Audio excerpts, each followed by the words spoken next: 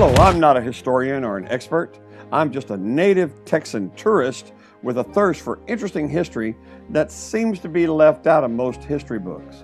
Come with me. Let's see what we can find.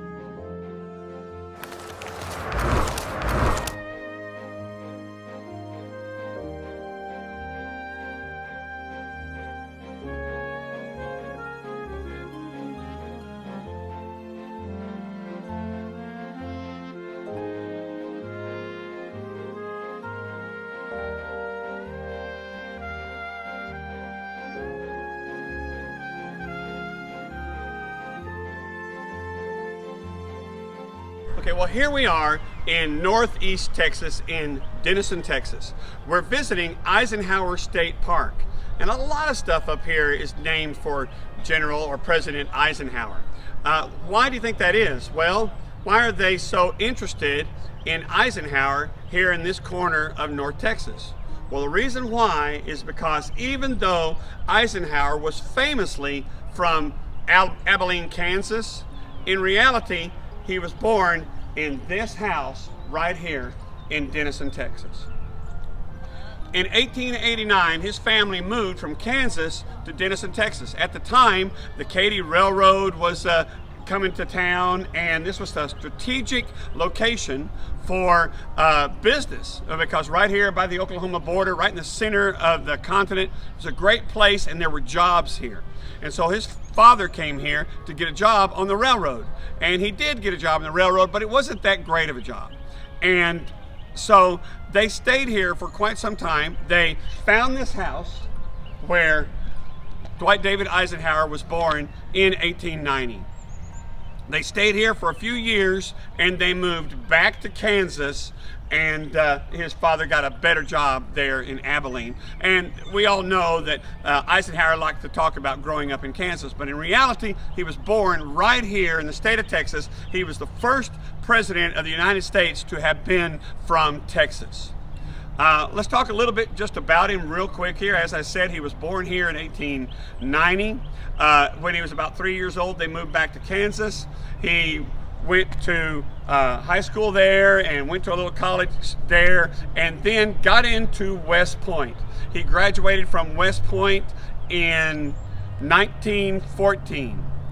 Just in time for World War I, okay? He went and served quite well in World War I. Between the wars, he served in a lot of other different ways, and then World War II came about. By the time World War II started, he was already a general, and he was a very good strategist when it came to military operations. He actually served under General Pershing on the Texas border, fighting Pancho Villa when he was a younger officer. Amazing man. So did Patton, for example. Now, Patton graduated West Point in 1909, and as I said, Eisenhower graduated in 1914. It's interesting because over half of the graduates of West Point at that time became generals. They say that's the class that stars fell upon, because so many of them, if they didn't get wounded or killed in World War I, or decided to not have a career in the military, they became generals. Half the class that year became generals in the United States Army.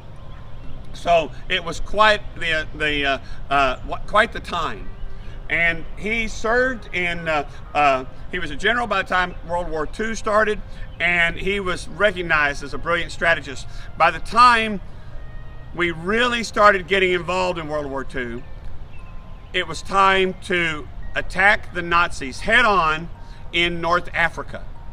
And General Eisenhower was given the job of leading the attack on North Africa, the invasion of North Africa, to capture the Germans and the Nazis, defeat the Nazis there in North Africa. It was almost like practice for D-Day, to be quite honest. Thousands, tens of thousands of German soldiers were captured in North Africa, and most of them were shipped back to Texas, because the rule was when you capture a soldier, you put them in a POW camp that is somewhat similar to the climate that you captured them in. That makes sense, because don't capture someone in a real nice tropical climate and then ship them to some place that gets really, really cold. The clothes they have on them is going to be all they have, and they're not going to be outfitted for it or whatever. The fair thing to do is ship them to somewhere temperate. Well, what we did was all the Germans that we captured in North Africa were all shipped to Texas, and they went to a dozen or more POW camps in and all around Texas. In Texas, White Rock Lake in Dallas was a POW camp. Galveston Island was a German POW camp. A large part of it was a POW camp. And even up at Lake Texoma, check out our video of history about Lake Texoma, and you'll see that it was a POW camp as well. Tens of thousands of them, and they were captured more or less at the hand of the man that was born right here, Dwight David Eisenhower. Well, after the success of North Africa, Dwight David Eisenhower was given the job of being the supreme Allied commander for D-Day.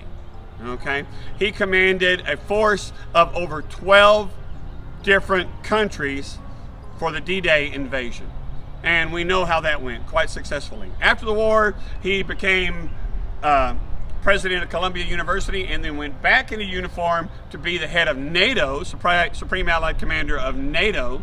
And then from there, a couple of years later, he was elected President of the United States, and that was kind of a strange situation because both the Democratic Party and the Republican Party wanted him to run on their ticket.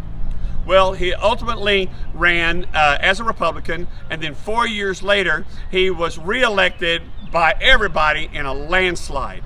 This is how popular he was. He was an incredible, incredible man. He created the interstate highway system that we have today. He did tons of stuff as far as civil rights, human rights. He integrated the Army, and he did. He was instrumental in the rapid ending of the Korean conflict. Just a great man. No matter how you slice it, he was a great man, and he died in 1969. And he was born right here in the state of Texas in 1890. I hope you've enjoyed this. Don't forget to like and subscribe. We have more and more history, especially things about the state of Texas. We hope you enjoy.